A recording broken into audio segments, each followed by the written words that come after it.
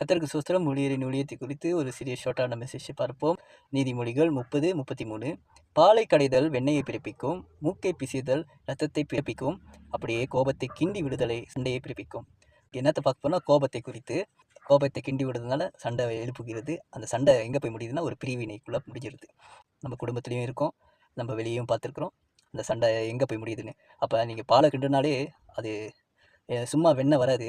அது நல்லா கிண்டி எடுத்தால் தான் அது வெண்ணெய் வரும். அந்த மாதிரி நடுவில் சேர்ந்து கிண்டி விடுறாங்களே கோவத்தை, ஆளுங்களுக்கு உசுப்பேற்றி விடுறாங்களே, அவங்கள்ட்ட நம்ம என்ன செஞ்சிடணும், அதுலேருந்து விலகிடணும். அப்போ அந்த சில இடத்துல அந்த சண்டையில் போடாமல் நம்ம இருக்க முடியும். அப்புறம் மூக்கை பிசைகிறதுனால ரத்தம் வருது. அப்போ இன்றைக்கி ரத்தம் வர்ற வரைக்கும் சில இடத்துல வந்து சண்டை நடக்குது.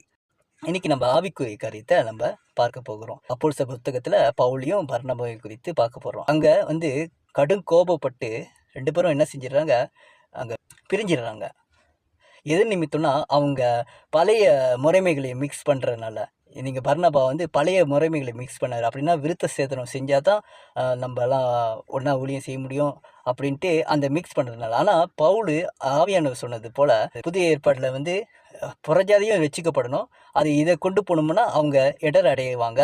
நம்ம ஆவியானவர் சொல்கிறபடி நடப்போம் அப்படின்னு சொல்லி அது செய்யும்போது அவங்களால ஏற்றுக்கொள்ள முடியல, பிரிகிறாங்க. இது வந்து இயேசு கிறிஸ்துவும் சொல்லுவார், நான் பூமிக்கு சமாதானத்தை அல்ல பட்டயத்தையே கொண்டு வரேன். அதுதான் இந்த மீனிங். 5 பேர் இருப்பாங்க, 3 பேர் வந்து தனியாக இருப்பாங்க, 2 பேர் தனியாக இருப்பாங்க. அவங்களுக்குள்ள என்ன சண்டை வரும்னா ஆவியில் இருக்கிறவங்களும் இருப்பாங்க, ஆவியும் மாம்சமும் மிக்ஸ் பண்ணி இருக்கிறதுனால சண்டை வரும். அப்படின்னா பழைய முறைமைகளையும் ரசிக்கப்பட்டோம், ஆனால் பழசையும் மிக்ஸ் பண்ணோம்னா அங்கே ஆவிக்குரிய இருக்கிறவங்களுக்கு இடர அடையும், அப்படி பிரச்சனை வரும்.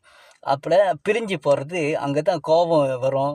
நான் இந்த மாதிரி கிறிஸ்துவில் வந்து இந்த மாதிரி செய்யக்கூடாதுன்னு நம்ம கோபம் வரும், பிரச்சனை வரும். இப்போ நம்ம கர்த்தருடைய பிள்ளைங்க இப்படிப்பட்ட காரியங்கள்லாம் நம்ம செய்யக்கூடாது.